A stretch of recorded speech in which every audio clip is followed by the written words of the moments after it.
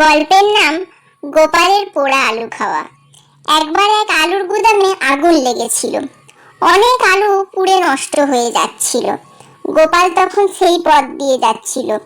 আলুর গুদাম পুড়তে দেখে কিছুক্ষণ দাঁড়ালো সেখানে। তারপর সামনে মুদির দোকান দেখতে পেয়ে একটু নুন চেয়ে নিল। একটা গাছতলায় বসে দিব্যি মজা করে গুদামের পোড়া আলুগুলো খেতে লাগলো। গোপাল যেখানটায় বসেছিল তারই কিছু দূরে একটি লোক মাথায় হাত দিয়ে বসেছিল। গোপাল পোড়া আলু খেতে খেতে তার কাছে গিয়ে জিজ্ঞেস করলো, মশাই, আপনি কে? মাথায় হাত দিয়ে বসে আছেন কেন? লোকটি বলল, আমি ওই গুদামেরই মালিক। আমার আরো চারটে আলুর গুদাম আছে। এটা হঠাৎ পুড়ে গিয়ে আমার খুব ক্ষতি হয়ে গেল।